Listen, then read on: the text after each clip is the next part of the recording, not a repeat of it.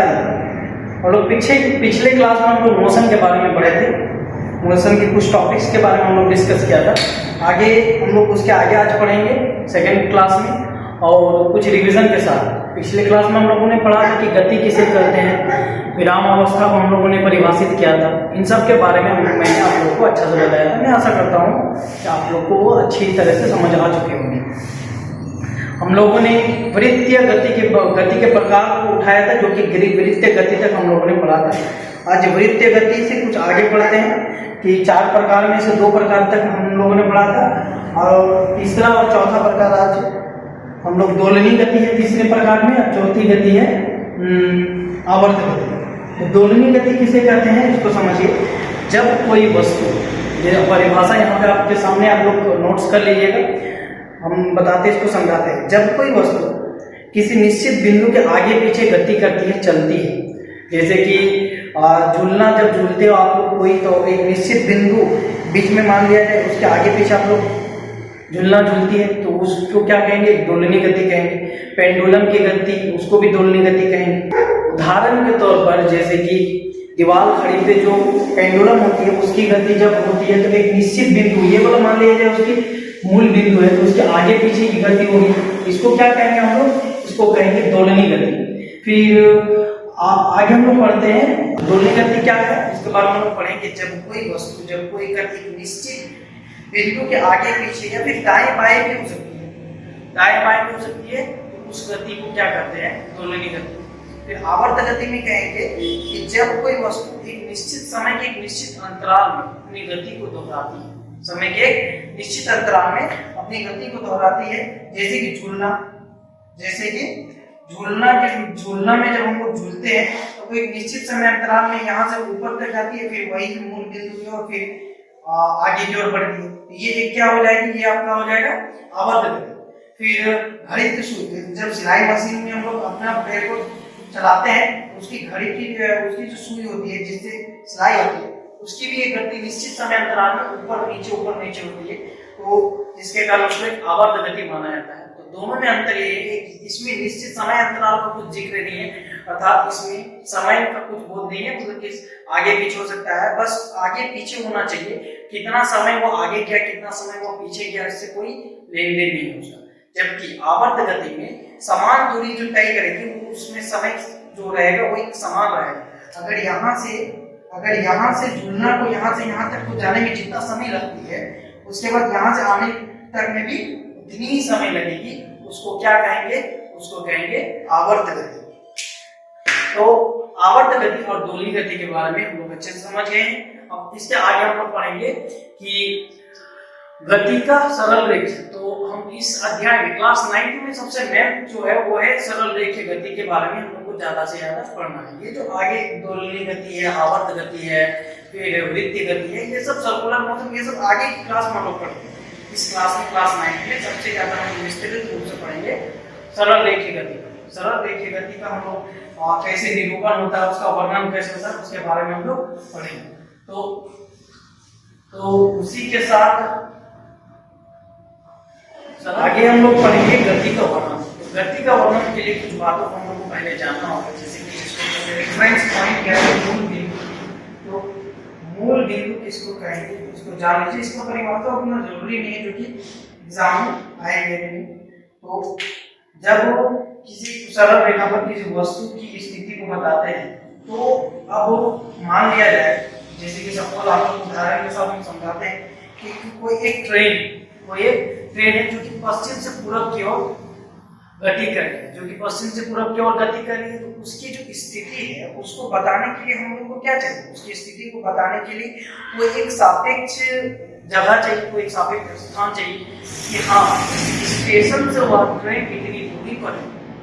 उसके लिए कोई एक निर्देशांक पॉइंट तो चाहिए ना, बिंदु चाहिए ना, कि हाँ इस बिंदु से, इस जगह से वह ट्रेन इतनी दूरी पर है। तो जिस जगह से हम लोग कंपेयर करते हैं उस जगह को या फिर उस स्थान को, उसको कहेंगे, उसको एक कण के रूप में, अगर हम उस वस्तु को कण के रूप में हम बताएंगे कि दूरी ज्यादा है जिसके कारण उसको कण के रूप में निरूपित करते हैं, तो कण अगर मानेंगे तो ये एक बिंदु के रूप में हम लोग व्यक्त करेंगे, तो उसको जो जिस स्थान से हम लोग रिलेट करते हैं उसको कहेंगे मूल बिंदु या फिर निर्देशांक बिंदु। तो गति का वर्णन के लिए अब कोई वस्तु किसी सरल रेखा पे है, उसके लिए क्या क्या चाहिए इसको जानना आपको जरूरी होगा। पहले उसको वर्णन के लिए क्या क्या आपको पता होना जरूरी है। पहला, मूल बिंदु को सरल रेखा पे कहाँ पे है ये आपको चुनना होगा कि मूल बिंदु से कितनी दूरी पर। दूसरी बात यह है कि वह वस्तु जो गति कर रही है वो मूल बिंदु से कितनी दूरी पर है, कितनी दूरी पर है। वो मूल बिंदु से कितनी दूरी पे है, वो मूल बिंदु से दाईं ओर है, वो मूल बिंदु से बाईं ओर है, अर्थात मूल बिंदु से देखने पर वह मान लिया जाए मूल बिंदु है। तो मूल बिंदु के सीधा धनात्मक मान की तरफ है या ऋणात्मक यानी उल्टे साइड में, तो इसका पता होना भी जरूरी है। धनात्मक मान, ऋणात्मक मान ये हम आगे आपको बताएंगे। यानी कि गति को किसी सरल रेखा पर गतिशील कण की स्थिति के लिए हम दो पॉइंट की आवश्यकता होती है। पहले मूल बिंदु को उस रेखा पर, उस सरल रेखा पर मूल बिंदु को पता होना जरूरी है तथा उससे कितनी दूरी पर वस्तु है उसका दूरी तथा दिशा वो भी जानना जरूरी है। जैसे कि मान लिया जाए कोई बस है, कार है, ठीक है। तो कार जो है वो मूल बिंदु से, ये है मूल बिंदु, मान लिया जाए कि आपका जो घर है वो मूल बिंदु है। तो आपके घर से जो दूरी है उस कार की वो आपके घर के धनात्मक यानी आपके घर के सीधे तरफ है या फिर आपके घर के उल्टे साइड पे है। तो उसको अगर उल्टा साइड हम लोग जाएंगे, उसके विपरीत दिशा में जाएंगे तो उसको हम लोग ऋणात्मक मान की तरफ जाएंगे। अगर घर के आगे तरफ है तो उसको हम लोग धनात्मक मान से निरूपित करेंगे। तो धनात्मक यानी कि वो दिशा आपको बताएंगे, धनात्मक पॉजिटिव साइड, पॉजिटिव जो मान आएगा वो उसको दिशा बनाएंगे कि हाँ आप मूल बिंदु से सीधी दिशा में। और अगर ऋणात्मक रह जाएगा, अगर ऋणात्मक रह जाएगा तो वो विपरीत साइड में। तो मूल बिंदु से कितनी दूरी पे है, 30 मीटर की दूरी पे है, मीटर है या किलोमीटर कुछ भी हो, वो आपकी दूरी के ऊपर डिपेंड करता है। जितना बड़ा दूरी है और ज्यादा बहुत ज्यादा रहेगा तो किलोमीटर रहेगा, छोटा रहेगा तो मीटर रहेगा। तो हम यह कह रहे थे तो मूल बिंदु से कितनी दूरी पर है, किस दिशा में। अगर मैंने कहा कि मूल बिंदु से वो 30 किलोमीटर, मैंने यह कहा कि वह मूल बिंदु से आपके घर से वो 30 किलोमीटर है, तो इस बात के दो साक्ष्य निकलते हैं कि वह मूल बिंदु आपके घर ये वाला है। मान लीजिए ये आपका घर है, ठीक है, आपका घर से वो 30 किलोमीटर इधर भी हो गया, आपका घर से 30 किलोमीटर पीछे भी हो गया। तो अब आप किसी को बोलेंगे मेरे घर से वो 30 किलोमीटर की दूरी पर है, तो ये कंफ्यूजन आ जाएगा कि वो इस दिशा में है, आपके घर की साइड की दिशा में है या विपरीत दिशा में है। तो इसलिए दिशा को भी बताना बहुत जरूरी है। अगर आपके घर के साइड में तो प्लस रह जाएगा, विपरीत साइड में तो माइनस रह जाएगा। यही बात है जो कि सरल रेखा पर गतिशील किसी कण की स्थिति को बताने के लिए दो चीजों की आवश्यकता होती है। तो हम लोग गति का वर्णन कर चुके हैं। सरल रेखा पर गतिशील कण की स्थिति को कैसे हम लोग करेंगे, निरूपित करेंगे, उसका परिभाषा की ओर हम लोग थोड़ा जाते हैं। तो आप लोग परिभाषा लिखिए। सरल रेखीय पथ पर गमन कोई वस्तु की स्थिति का वर्णन के लिए उसकी परिभाषा यह हो गई कि कोई एक वस्तु है जो कि सरल रेखा पथ पर गमन कर रही है, तो उसके द्वारा जो स्थिति है मूल बिंदु से उसकी स्थिति को मान लिया जाए कि उसका मूल बिंदु से उसका जो परिमाण आपको कुछ समझना होगा कि परिमाण क्या है। तो परिमाण जो है ना उसका मैग्नीट्यूड इसको इंग्लिश में कहते हैं। वो परिमाण और परिणाम दोनों अलग है। परिमाण का मतलब हो गया कि उसका जो तय की जो दूरी होगी ना, जो भौतिक राशि होती है, फिजिकल क्वांटिटी, उसका जो मान होता है वही होता है परिमाण। यानी कि यहाँ से यहाँ तक जो दूरी है मान लिया जाए 5 सेंटीमीटर, तो ये जो 5 है ना, यही 5 सेंटीमीटर, इसी को कहते हैं परिमाण। क्या कहते हैं? परिमाण, ना कि परिणाम। परिमाण इसको कहते हैं। तो जो x जो होता है, मान x के जगह में कुछ भी हो सकता है, 3 हो गया, 4 हो गया, 5 हो गया, 10, 20, कुछ भी हो सकता है। हम लोग इसको एक चर से व्यक्त किए जिसको मान लिया जाए कोई एक x है जो उसकी स्थिति को बताता है। जो सरल रेखा पर है, एक कोई वस्तु है वो गति कर रही है, तो उसकी जो स्थिति है उसको किससे डिनोट करेंगे? x। x कहां से? x यानी कि मूल बिंदु से। कहां से? मूल बिंदु यानी कि ओरिजिन। कहां से? ओरिजिन से उसकी जो स्थिति है वो मूल बिंदु से वो स्थिति है वो 5 है। और उसके साथ जो मात्रा होता है यानी कि यूनिट, यानी कि उसका किलोमीटर हो या फिर मीटर हो या फिर कुछ भी, तो किलोमीटर और जो मीटर होता है वो उसका मात्रा होता है। तो x के साथ जो किलोमीटर है और मीटर है, ये पूरा जो सूचना है ये इसकी दूरी को बताता है, कहां से बताता है, मूल बिंदु से बताता है, सापेक्ष पॉइंट से बताता है, ठीक है। तो यहीं पे लिखा गया है किसी सरल रेखा पर किसी क्षण का मतलब हो गया किसी समय, किसी वक्त, कोई भी एक वक्त है, कोई भी एक समय, मान लीजिए उसी क्षण में एक वस्तु है या एक कण है जो कि गति कर रही है सरल रेखा पर, तो उसकी स्थिति को x से हम क्या करते हैं, व्यक्त करते हैं, उसके परिमाण को, उसका जो परिमाण रहता है यानी कि x, वो उसकी स्थिति को बताता है कि हाँ वो वहां पे है, तथा उसके साथ जो किलोमीटर या मीटर रहता है यानी कि उसके साथ जो मात्रक रहता है उसकी दूरी को बताता है, तथा मात्रक के साथ x का मान, मात्रक के बिना नहीं, मात्रक के साथ जो x का संख्यात्मक मान निकलेगा, संख्यात्मक मान उसकी दूरी को बताएगा। अब आपको हम लोग वही बताया था, मान लिया जाए यहाँ से यहाँ तक की दूरी कितना है, 50 मीटर, ठीक है।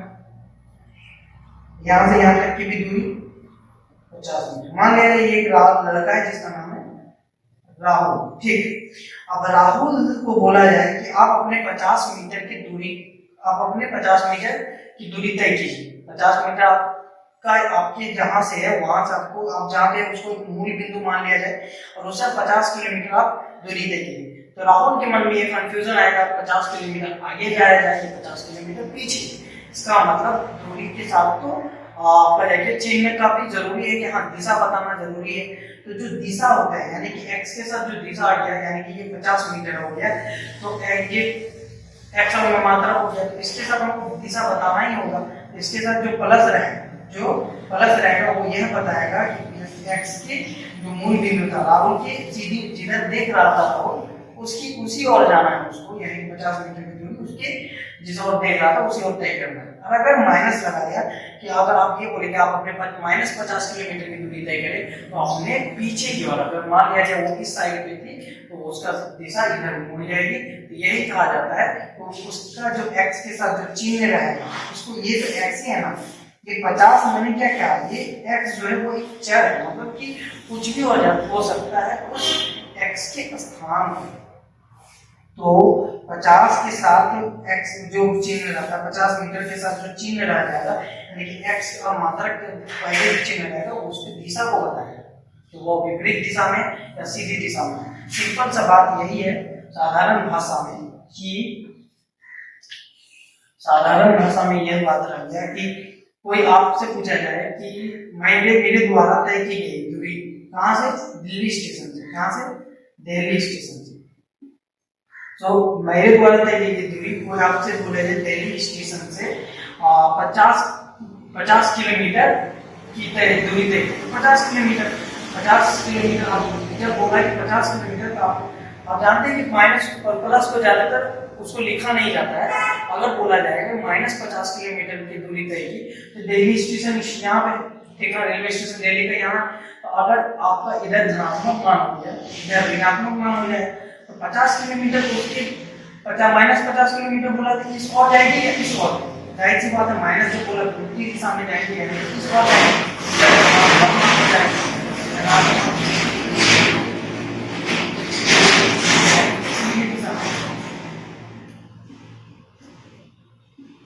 उसी की ओर इधर जो हो जाएगा ये ऋणात्मक मान हो जाएगा, -50 की हो जाएगा ऋणात्मक मान, तो ये हो जाएगा उल्टी दिशा। यही मैं समझाने का प्रयास कर रहा था कि दिल्ली स्टेशन से अगर बोला जाए कि -50 किलोमीटर की दूरी, तो ये पीछे की ओर जाएगी। अगर सिर्फ बोला जाए +50 किलोमीटर की दूरी या फिर 50 किलोमीटर की दूरी, जब प्लस बोल भी सकते हैं नहीं भी बोल सकते, तो सीधी उसकी ओर जाएगी, उसी दिशा की ओर जाएगी, सीधी दिशा में जाएगी। तो यहाँ तक हम लोग समझ चुके हैं सरल रेखा पथ पर किसी वस्तु, किसी कण की स्थिति, गति का वर्णन। तो इसके आगे हम लोग जो पढ़ेंगे और आ जाएगा आपका जाके दूरी और विस्थापन, जो कि बहुत ही अच्छा टॉपिक है, इसके बारे में हम लोग पढ़ रहे हैं। तो हम लोग अगले टॉपिक पे स्टार्ट करते हैं, जो कि है गति एवं विस्थापन, जिसको आप लोग को अच्छी तरह से समझना होगा। ये बहुत ही इंपॉर्टेंट है परीक्षा के दृष्टिकोण से, एग्जाम पॉइंट ऑफ व्यू से इतनी बार पूछी गई है, आप लोग अंदाजा नहीं लगा सकते हैं। दूरी, तो दूरी और विस्थापन बहुत कभी कभी एक ही मान लिया जाता है, लेकिन दूरी और विस्थापन दोनों ही अलग अलग भिन्न भिन्न भौतिक राशियां हैं, दोनों ही भिन्न भिन्न भौतिक राशियां हैं। दूरी से आप क्या समझते हैं उसको हम लोग अच्छे से समझाएंगे अभी। तो दूरी, जब आप मान लिया जाए कि कोई आप है यहाँ पे, तो आपके द्वारा मंदिर जाएंगे, कहाँ पे मंदिर जाएंगे, ठीक है, तो आप चले गए मंदिर, तो आप यहाँ से 3 किलोमीटर यहाँ दूरी तय की, फिर यहाँ से फिर आप अपना रास्ता मोड़ लिए, यहाँ से 4 किलोमीटर दूरी की, ठीक है। आप पहले पूरब की ओर 3 किलोमीटर दूरी कीजिए, फिर आप उत्तर की ओर 4 किलोमीटर दूरी तय किए और आप अपना मंदिर पहुंचे। तो आपके द्वारा कुल जो दूरी तय किया गया, तो जो लंबाई है उतने बड़े लंबाई वाले मार्ग पे चल 3 किलोमीटर पहले इधर का, फिर 3 से 4, यानी टोटल कितना हुआ 3 + 4 = 7, यानी कि आपके द्वारा तय की गई जो दूरी है वो कितना हो गया 7 हो गया। तो जिसको कहेंगे यानी कि आपके द्वारा तय की गई जो कुल लंबाई है वो 7 हो गया, तो उस कुल लंबाई को क्या कहते हैं, दूरी कहते हैं। यानी कि जब कोई वस्तु किसी समय अंतराल में, कोई भी समय अंतराल हो, उसमें जब तय अपना दूरी तय करता है किसी भी पथ पर, किसी भी मार्ग पे, यानी कि उसका जो पूरा जो लंबाई है उस पथ, उस मार्ग की टोटल क्या कहलाती है, दूरी कहलाती है। यानी कि दूरी पूरी तरह से किस पे डिपेंडेंट है, उस पथ पर, किस पे डिपेंडेंट है, उस पथ पर, ना कि अंतिम बिंदु, अंतिम प्रारंभिक बिंदु इसका ये रहा, इसका जो गति का प्रारंभिक बिंदु ये रहा, अंतिम बिंदु क्या रहा, उसका मंदिर रहा अंतिम बिंदु, या फिर मंदिर मान लिया इसको, कुछ भी, उसका अंतिम बिंदु यही रहा, ठीक ना। तो प्रारंभिक बिंदु तथा अंतिम बिंदु के बीच की दूरी पर नहीं निर्भर करता, उस पथ पर जिस पे वो गमन कर, उस पथ पर डिपेंड रहता है क्या, दूरी। दूरी एक अदिश राशि, दूरी एक अदिश राशि, इसका अर्थ क्या है, यानी कि 2 प्रकार की भौतिक राशियां होती है, उनकी दिशा के आधार पे, इसके आधार पे, दिशा के आधार पे 2 प्रकार की भौतिक राशियां होती है, एक सदिश राशि, एक अदिश राशि। सदिश राशि किसको कहते हैं, जिसको परिमाण और मात्रा के साथ दिशा का भी वर्णन करना जरूरी होता है। जैसे कि बल हो गया, बल मान लीजिए, मतलब ऐसा यूनिट होता है, मात्रा उसको लगाते हैं न्यूटन। मान लीजिए जाए कि आप किसी भी वस्तु को 5 न्यूटन का बल लगाए, तो इस बुक पे मान लिया जाए 5 न्यूटन का बल लगाया, तो 5 न्यूटन का बल आप किस दिशा में लगाएंगे ये भी बताना जरूरी है। आप किस दिशा पे लगाए, या फिर किस दिशा पे लगाए, या फिर किस दिशा पे बल लगाएंगे। तो मतलब कि बहुत सारे ऐसे भौतिक राशियां होती है जिसके लिए दिशा का वर्णन करना बहुत जरूरी होता है, जिसको हम कहते हैं सदिश राशि। जिसमें दिशा का वर्णन करना जरूरी नहीं होता उसको क्या कहते हैं, अदिश राशि। तो दूरी भी एक अदिश राशि है जिसमें दिशा का वर्णन करना जरूरी नहीं, क्योंकि यहाँ से यहाँ तक पहले वो पूरब की ओर गए, किसकी ओर गए, पूरब की ओर गए, फिर इधर से इधर वो उत्तर की ओर गए, पूरब से उत्तर की ओर गए, यानी कि यहाँ से कहीं पर भी दूरी का, कहीं पर भी दिशा का कहीं पर भी वर्णन नहीं, जिसके कारण दूरी एक अदिश राशि है। और दूरी का जो मान, दूरी का मान जो है वो ऋणात्मक या शून्य कभी नहीं हो सकता, वो सदैव क्या होती है, धनात्मक। दूरी का मान सदैव धनात्मक होती है, इस प्रकार धनात्मक होती है। मान लिया जाए आप अगर कोई व्यक्ति, कोई एक व्यक्ति है, कोई वस्तु है, कोई कण है, वो अगर गति करना प्रारंभ करती है, उसकी कुछ तो गति करेगी, तो वो कभी 0 नहीं, कुछ ही सेंटीमीटर, कुछ ही मिलीमीटर तय करे, लेकिन वो तय तो करेगी, तभी वो गति कहलाएगी। तभी स्थान परिवर्तन, जब स्थान परिवर्तन आया तो उसके द्वारा कुछ तो दूरी रहेगा स्थान का, वो दूरी कभी भी शून्य नहीं होगी, कभी भी ऋणात्मक भी नहीं होगी, वो सदैव धनात्मक होगी। उसका जो मान रहेगा वो सदैव धनात्मक रहेगा।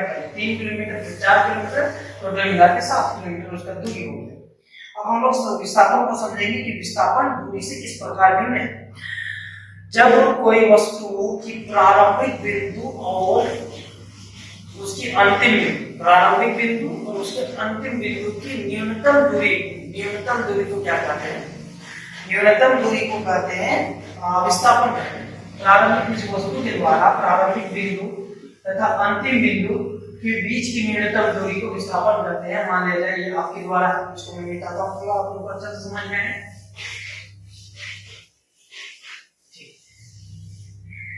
और एग्जांपल लिए या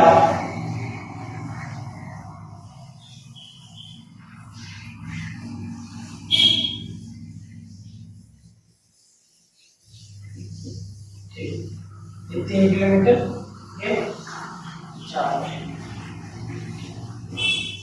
तो आपके द्वारा आप मान लिया जाए कि इन दोनों के बीच की जो न्यूनतम दूरी क्या है। आप ये भी कह सकते हैं कि मैं सीधा डायरेक्ट यहाँ से यहाँ आया, उसके बाद यहाँ से यहाँ गया। फिर कोई कहेगा मान लिया एक लड़का है बोले मैं यहाँ हूँ, लेकिन सबसे न्यूनतम दूरी ये बना, यह आपको बोला है ये बना, क्योंकि इन दोनों बिंदु को आपस में जो मिलाती है, जो प्रारंभिक बिंदु और अंतिम बिंदु को मिलाने वाली जो रेखा रहेगी वही सबसे न्यूनतम न्यूनतम दूरी कहलाएगी। तो वह जो न्यूनतम दूरी रहेगी प्रारंभिक बिंदु तथा अंतिम बिंदु, उसको कहेंगे विस्थापन। क्या कहेंगे?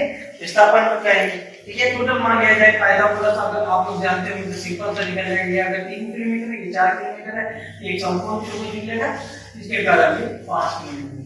यहाँ से यहाँ तक की दूरी कितना हो गया? 5 किलोमीटर, यानी कि विस्थापन कितना हो गया? 5 किलोमीटर। अब हम लोग विस्थापन को समझते हैं कि इसकी एक निश्चित दूरी हो, इसकी निश्चित दिशा हो कि हाँ मैं उत्तर की ओर, मैं उत्तर पूर्व की ओर, कुछ भी हुआ उत्तर पश्चिम की ओर मैंने 5 किलोमीटर की दूरी तय की। कितनी तय की? 5 किलोमीटर की दूरी। इसके साथ दिशा का बताना और वर्णन करना बहुत ही जरूरी होता है। दिशा को बताना ही पड़ेगा, किसके साथ? विस्थापन के साथ। तो विस्थापन और दूरी में अंतर यही रह गया कि दूरी को बताने के लिए हम लोग को दिशा का जरूरी नहीं होती, दिशा की आवश्यकता नहीं होती है, जबकि विस्थापन को बताने के लिए हम लोग को दिशा को बताना बहुत जरूरी होती है। तो किस दिशा में, यानी कि अब मैंने कहा था कि वो भौतिक राशि जिसके साथ दिशा को बताना जरूरी है, तो उसको क्या करते हैं? सदिश राशियां कहते हैं। यानी कि विस्थापन अदिश राशि या सदिश राशि है? विस्थापन सीधी सी बात है, विस्थापन एक सदिश राशि है। विस्थापन का जो मान, वह मान ऋणात्मक भी हो सकता है, धनात्मक भी हो सकता है, शून्य भी हो सकता है। विस्थापन का जो मान है वो धनात्मक भी हो सकता है, ऋणात्मक भी हो सकता है, शून्य भी हो सकता है। ये कैसे हो सकता है मैं आपको समझाता हूँ। और मैंने कहा कि दूरी का मान हमेशा सदैव क्या होगी? धनात्मक होगी। दूरी का मान कभी भी ऋणात्मक नहीं होगी। मैंने कहा कि अगर वो कोई कुछ भी गति करती है, यानी कि गति का सिंपल सा अर्थ ये होता है कि एक स्थान से दूसरे स्थान से स्थान परिवर्तन, एक स्थान से दूसरे स्थान के बीच में कुछ तो दूरी होगी, कुछ तो लंबाई होगी, उस पूरी लंबाई को दूरी कहते हैं। यानी कि दूरी हमेशा धनात्मक। लेकिन विस्थापन किस प्रकार से नहीं होगा उसको समझिए आप। आप लोग इसको उतार लीजिए, नोट्स कर लीजिए, एज ए क्लास की तरह इसको ट्रीट कीजिए। तब आप लोग को इसका एक नोट्स भी बना लीजिए। मैं समय समय पर वीडियो अपलोड करता रहूं। आप लोग सब्सक्राइब भी कर दीजिए, हम लोग के लिए बहुत फायदेमंद रहेगा, मोटिव भी मिलेगा, मोटिवेशन। तो हम समझा रहे थे विस्थापन किस प्रकार ऋणात्मक होती है, किस प्रकार धनात्मक होती है। मान लिया जाए कि इसका नाम है राहुल। अच्छा, नाम लेंगे तो इसके द्वारा स्कूल जाएगा, कौन सा स्कूल जाएगा?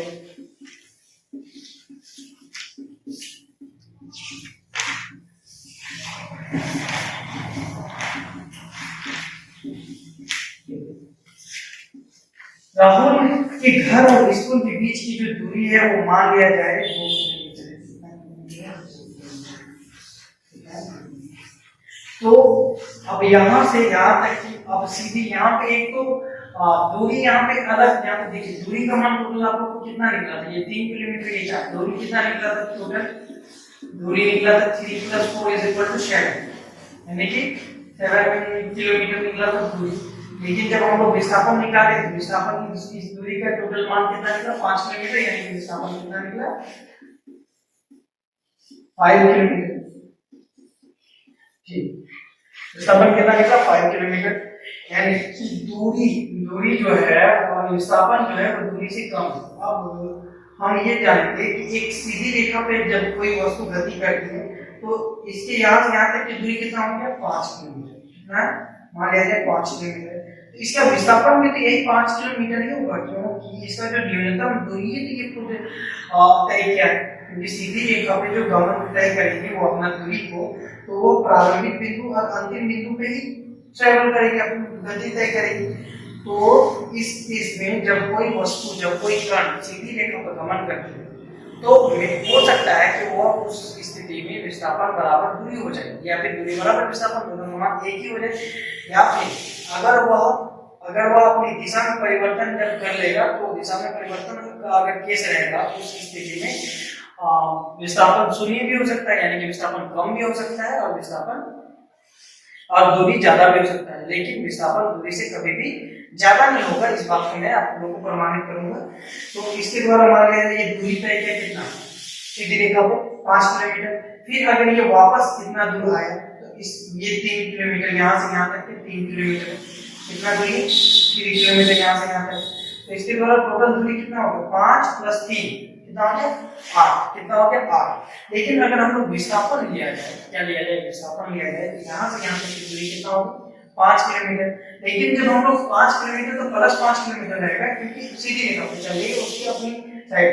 अब जब हम लोग अपना दिशा को परिवर्तन करेंगे, उल्टी साइड पे चलेंगे, उसके विपरीत दिशा में चलेंगे, तो उसको हम लोग, मैंने क्या कहा था, मैंने कहा था विपरीत दिशा में जब तय करेंगे दूरी, तो उसके आगे माइनस लगाना होगा। किसके केस में, विस्थापन के केस में, क्योंकि विस्थापन दिशा पर निर्भर करती है, दूरी नहीं करती, जिसके कारण हम लोग उसमें प्लस या माइनस नहीं लगाए, लेकिन विस्थापन में लगाना होगा। तो विपरीत साइड आएगी, विपरीत दिशा आएगी तो माइनस लगाएंगे। तो 5 + -3 टोटल कितना हो जाएगा 2 किलोमीटर, यानी उसका विस्थापन कितना निकलेगा 2 किलोमीटर। आप लोग ठीक से समझे। देखिए यहाँ से इसको भी उसी तरह मैं समझाता हूँ कि अगर विस्थापन यहाँ से यहाँ तक अगर 2 किलोमीटर दूरी तय किया 2 किलोमीटर, फिर वो वापस आया इधर, यहाँ से यहाँ तक 1 किलोमीटर है, तो इसके द्वारा टोटल जिसके द्वारा दूरी हो 2 + 1 3। लेकिन इसके द्वारा विस्थापन जो होगा ये इधर 2 किलोमीटर होगा, इधर हम लोग पॉजिटिव माने तो इधर क्या हो जाएगा, नेगेटिव मान हो जाएगा, ऋणात्मक मान हो जाएगा। तो इधर 2 + 2 माने, इधर -1 मान लेंगे, तो 2 - 3 कितना हो जाएगा टोटल 1, यानी कि विस्थापन 1 निकलेगा। तो सीधी रेखा पे जब कोई वस्तु गति करती है तो उसका मान ज्यादा, उसका मान उसके बराबर भी हो सकता है, उससे कम भी हो सकता है। और विस्थापन का मान वैसे कभी भी ज्यादा नहीं होगा, क्योंकि जब सबसे जिस रेखा पे वो गमन करेगी, गति करेगी, वो तो सीधा उसका गति कहलाएगा, उसका दूरी कहलाएगी। और अगर यहाँ से यहाँ तक अगर टोटल आ जाएगा, यहाँ से यहाँ तक अगर टोटल आ जाएगा, तो टोटल विस्थापन कितना हो जाएगा, टोटल विस्थापन 0 हो जाएगा, +5 और इधर -5, यानी कि +5 और -5 टोटल मिला के 0, यानी कि विस्थापन 0 हो गया। जबकि यही अगर दूरी नहीं है तो इधर से इधर +5 हो गया, इधर से इधर +5। दूरी के केस में आपको प्लस नहीं है, दूरी के केस में प्लस माइनस का कुछ जिक्र नहीं है, तो दूरी के केस में प्लस यानी कि +5 + 5 यानी कि 10 हो जाएगा टोटल। दूरी के केस में हमेशा प्लस नहीं, क्योंकि उसमें दिशा का कोई जिक्र नहीं है, कोई भी वर्णन नहीं। तो जो हम बता चुके हैं कि विस्थापन का मान 0 किस प्रकार है, जब प्रारंभिक बिंदु से फिर वापस जब दिशा परिवर्तन करके फिर प्रारंभिक बिंदु पर आ जाए, उसका प्रारंभिक बिंदु बराबर अंतिम बिंदु जब हो, तब विस्थापन का मान 0 रहेगी। अगर अंतिम बिंदु के आगे अगर चलेगी, अंतिम बिंदु के आगे अगर चलेगी, तब इसका मान और माइनस में चला जाएगा। यहाँ पे 2 हो गया, यहाँ पे माइनस मान दिया जाए, 1 किलोमीटर है यहाँ से यहाँ तक की दूरी, यहाँ से यहाँ तक की दूरी 1 किलोमीटर है, तो इधर 2 किलोमीटर गया, फिर इधर से यहाँ जब ये व्यक्ति जब इधर से इधर आया राउंड, इधर माइनस ले लेंगे, इसका विस्थापन +2 और -2 मिलके 0 हो गया। फिर इधर से फिर वो अपने मूल बिंदु पहुंच के फिर इधर चला गया, तो इधर अगर 1 किलोमीटर है तो विपरीत दिशा में गया तो -1, यानी टोटल कितना आ जाएगा, टोटल 2 किलोमीटर +2, फिर प्लस -2, फिर प्लस कितना है -1। इसको सॉल्व करेंगे, +2 + माइनस माइनस यानी 2 - 2 प्लस माइनस माइनस यानी -1, यानी कि 2 - 3 इसका विस्थापन कितना आ जाएगा -1 किलोमीटर। तो विस्थापन का मान ऋणात्मक भी हो सकता है। इसके साथ मैंने समझाया आपको दूरी विस्थापन के पूरे कॉन्सेप्ट को, और मैं आशा करता हूँ आप लोग इसको अच्छी तरह से समझ गए होंगे। अगली क्लास में हम लोग सदिश राशि और अदिश राशि को आगे पढ़ेंगे। उसके बाद जो जितनी भी फिजिकल क्वांटिटी है, भौतिक राशियां इस चैप्टर में क्लास 9 में मैं सब आपके साथ बताया करूंगा, समझाया करूंगा। Thank you, subscribe, comment, share.